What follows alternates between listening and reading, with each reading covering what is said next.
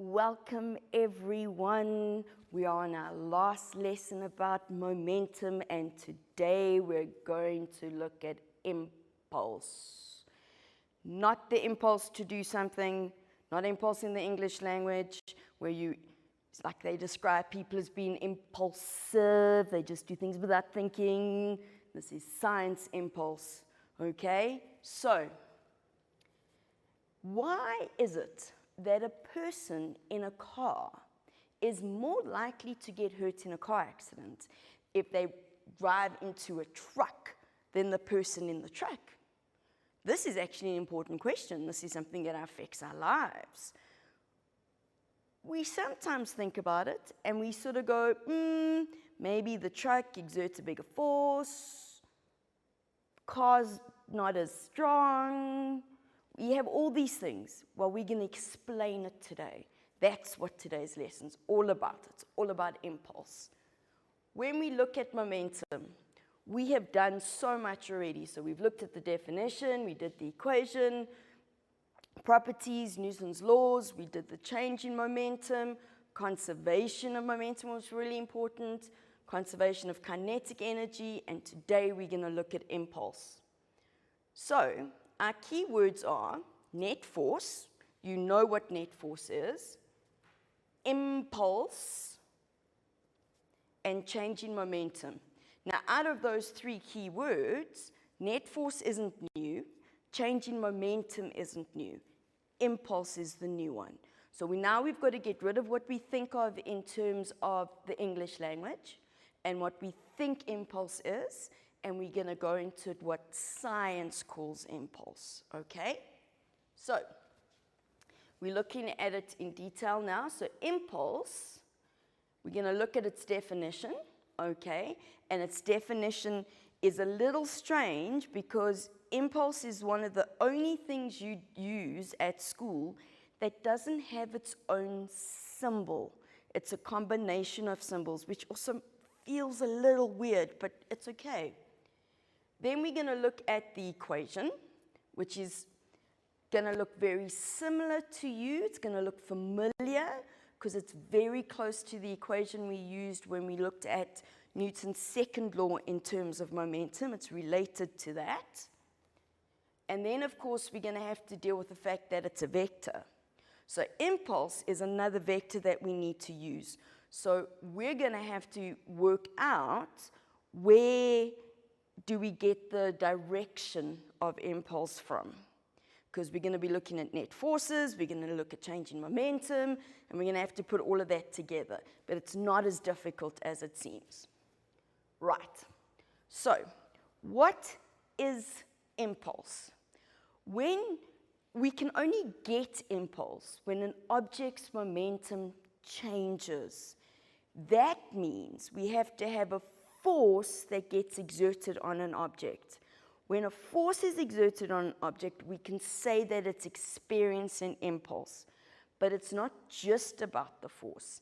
It's also about the time it takes. When we looked at conservation of momentum, we had two objects colliding. Impulse is definitely an issue. But even when we looked at change in momentum, just with one object, like a ball being hit by a tennis racket, there's still impulse because there's a force being exerted. In science, we define impulse as being the net force acting on the object multiplied by the time it takes for that force to be exerted, which is quite weird, let's just be honest. So, impulse is defined as the product. Guys, this is very important. Please be careful with this definition. I often get told that impulse is F net and time. It's not just F net and time, it's the product. Product means we need to multiply them together. This also means for me that this net force gives me the direction. The unit of impulse is something new. It's Newton seconds, not Newton per second. So you can't do this. and I see it a lot, when it's s to the minus 1, you're telling me I'm dividing by time. But we're not dividing by time, we're multiplying. Please be careful with this one, okay? Because it's an easy one to get wrong because you're not used to having seconds without a minus on it, okay? Impulse is a vector, I've said that already. The direction of the impulse is the same as the direction of the net force. So if my net force is to the right, impulse is to the right. If my net force is east, then it's east. So we have to look at what direction the net force is acting. Now we're going to have to consider Newton's third law again. This is going to become important in this section. So you've got to keep it in the back of your mind. So, how are impulse and momentum related? I've just said to you that impulse is net force times time, okay?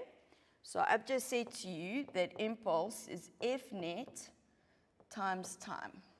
I'm now asking you to think about the fact that when a force acts on an object, the object's momentum will change. We think back to what we know about Newton's second law in terms of momentum, and we know that F net is change in momentum over change in time. Now we do a little bit of maths, and I'm going to take the time over, and look at that.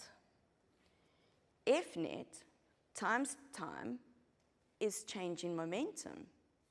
So, the impulse that an object experiences is equal to the change in momentum. Now, right now is why when we did Newton's second law in terms of momentum, I emphasized, and this is really important, that we said that the net force acting on an object is equal to the rate of change of momentum. You have to use the word rate because it means divided by time. Why? Because here I'm telling you that impulse is equal to change in momentum. I'm not defining impulse as being change in momentum. That's still the product of F net times time.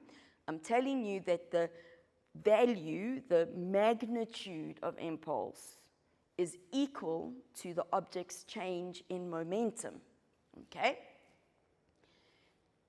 This gives us, which I've just put there, F net delta T equals delta P. This is the impulse momentum theorem. This is a new one for you, okay? And this says to us that impulse is equal to the change in momentum of an object. They call it the impulse momentum theorem.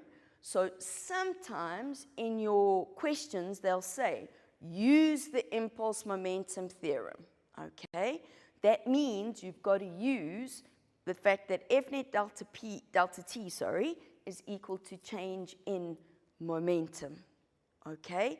Be careful, change in momentum, the units. So when I look at change in momentum, these units are kilogram meters per second. Impulses units are Newton seconds. They have the same number value, different units, okay? Very important here. If I ask for impulse, I want Newton seconds. If I ask for change in momentum, I want kilogram meters per second. All right? It's a big thing, this. So, the direction of impulse is the same as the direction of change in momentum. We've spent lots of time on this. We've had to do it before. The change in momentum's direction is the same as F net's direction. They're all related. They all go together. Impulse is what we consider when people are designing cars. Why do we need to wear seat belts? Why do cars crumple? New cars crumple and the engines drop out. Why do they do that? It's all about impulse. It's all about the change in momentum and trying to make it so that we have a bigger stopping time. Because if we have a bigger stopping time, we'll experience a smaller force, which we are going to deal with, so don't stress. Okay, we're done with this section, so we've done our introduction. We're going to look at how force and time are related for change in momentum and for net force, but we're going to do that after a short break. So I'll see you in a couple of minutes.